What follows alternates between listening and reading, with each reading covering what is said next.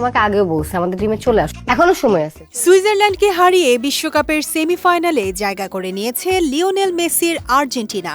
দলের এই গুরুত্বপূর্ণ জয়ে উচ্ছ্বাস প্রকাশ করেছেন দেশের অনেক তারকা। তবে শুধু আনন্দ উদযাপনেই সীমাবদ্ধ থাকেনি অভিনেতা ইরফান সাজ্জাদ। প্রিয় দলের সাফল্যে আনন্দ প্রকাশের পাশাপাশি আর্জেন্টিনার কোচ লিওনেল স্কালোনিকে দিয়েছেন একটি বিশেষ পরামর্শ। ইরফান সাজ্জাদের পোস্টে স্পষ্ট, জয় পেলেও আর্জেন্টিনার পারফরমেন্স নিয়ে তার কিছুটা উদ্বেগ রয়েছে।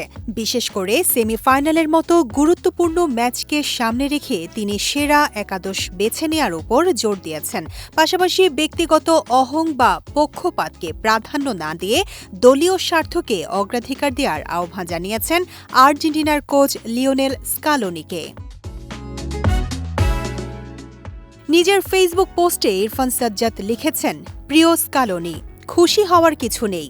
সেমিফাইনালে ইগোটাকে পাশে রেখে যোগ্য প্লেয়ারদের খেলাও। আঞ্চলিকদের মতো ভুল করো না। Best wishes for the semi.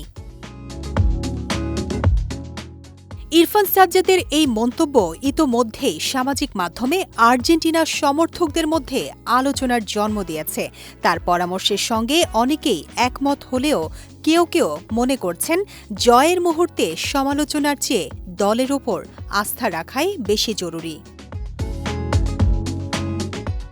এখন সবার নজর সেমিফাইনালে। লিওনেল স্কালোনি কি কৌশল নিয়ে মাঠে নামেন এবং সেই পরিকল্পনায় ভর করে আর্জেন্টিনা শিরোপার পথে আরও এক ধাপ এগোতে পারে কিনা সেটি এখন দেখার অপেক্ষা।